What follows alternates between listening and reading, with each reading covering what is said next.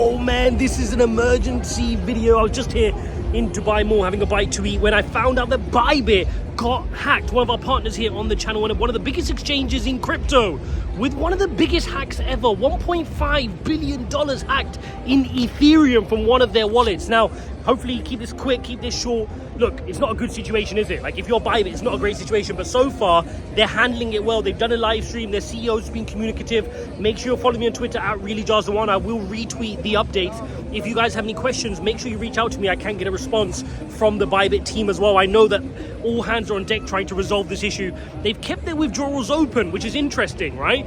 Normally, if you're an exchange, you've seen different tactics. I even saw CZ tweeting Ben from Bybit saying maybe you should close withdrawals for a bit. But Bybit are going down the other route. They're saying that we're going to keep the withdrawals open, which is interesting. It shows their confidence that we hold the assets one-to-one. Now, if you go back to previous exchange runs, bank runs, it creates a panic, right? People withdraw, more people withdraw, more people withdraw, and before you know it, there's no assets in the bank, so to speak, and you realize that someone's insolvent. Ben is saying the opposite. Ben is saying we are so solvent that I don't care.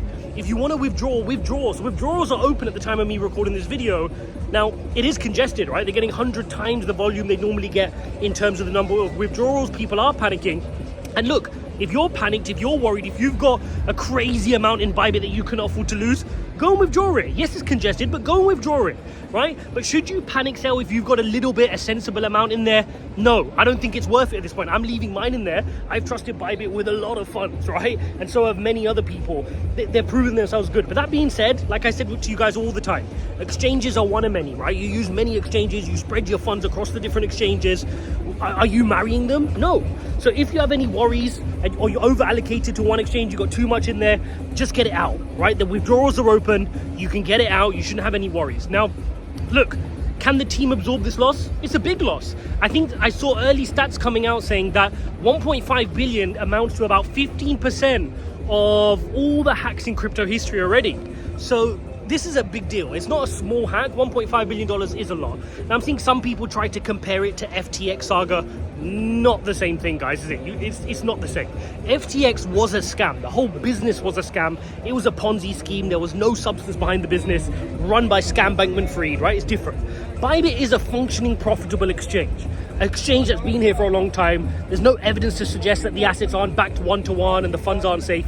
It's a different animal, right? Any exchange can get hacked. Unfortunately, there are criminals in the world that kind of do this stuff, and that's going to have its consequences. So, look, this is not a time to be throwing shade or throwing mud at Bybit. This can happen to any exchange. Of course, they're going to have to do their internal analysis and investigation to find out how could such a thing happen on a multi-sig wallet, what went wrong, what can the industry improve and learn from this. But right now, they just got to make sure funds are safe. They've got to make sure they meet the withdrawals, make sure they are backed and they're fully solvent one-to-one. That's going to be the main thing right now, just to make sure you kind of alleviate some of that stress and things get easier, right? Having seen these kind of things play out in the past, things get easier with each hour. With each hour, you kind of meet the withdrawals and you manage to show people, hang on, look, we're here. We're not panicking. We're meeting your withdrawals. Things start to come back down, and you start to see that not only do those withdrawals start to slow down in pace and volume, and that FUD slows down, but you start to see that money will start to come back in as well. So look, they're going to have a $1.5 billion hole in their balance sheet. They're going to have to try to fill that from somewhere, right? Companies don't just sit there with an excess $1.5 billion unless you're Amazon or Apple or one of these companies. But they can do it, right? They can raise funds, they can do some sort of offering. I'm sure the community will get together, and I want to see the rest of the community get together. I want to see other exchange heads speak to each other. I've seen CZ reach out, which is good. I've seen Justin Sun reach out to Bybit as well, which is really, really good. Get together, right? You're all in the same boat.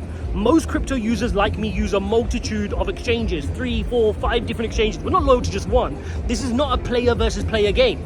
It's important that people have trust in exchanges as a totality, right? So you all need to work together. Ben Armstrong from Coinbase, all of you guys, Kraken, Bybit, BitGet, Mexi, all of you, it's in all your interest to get together and help Bybit through the situation so that they can do the same for you.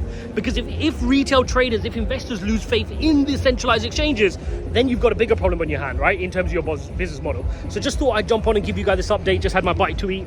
Friday's not a good idea to come here, really, to be honest. It's completely packed, but the weather's pretty good, so I thought I'd come for a walk as well. So if you have any concerns, message me. There is a live stream with Ben. Make sure you go watch that. I've retweeted that as well. I've shared some updates in the Telegram community as well. But apart from that, that's all we know right now. $1.5 billion hacked in Ethereum. What are these hackers going to do? Like, I'd love to know, like, what do they do? They can't, are you going to put it in a mixer and suddenly take out $1.5 billion? And what are you going to do? Like, buy cars with it and buy houses with it? I want to see this tracked. Hopefully all the smartest minds in terms of blockchain analytics, ZachXBT and some of the other guys out there, just everyone's going to be tracing it, right? So I don't know where this is going to go.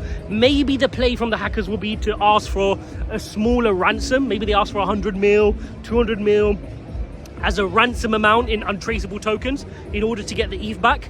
That could be a possibility as well. So look, $1.5 billion is the totality. We don't know how much of that could be recovered, if any of it. We don't know if there could be a ransom request. There's a long way to play out here. For now, all we need to know is withdrawals are open. You can withdraw from Bybit right now. If you're worried, do so. Suggest you do so. Don't be married to any exchanges. There's no need to be. If you're worried, you've got too much in there, go ahead, withdraw it. Yes, it's congested. You'll be able to get it out. Just wanted to give you guys this update. Hopefully you appreciate it. If you like this type of content, smash up the likes. Do not forget to subscribe and go watch my video from earlier on Sonic. That thing is absolutely booming. So go check that out. Thanks for watching and I'll see you in the next one.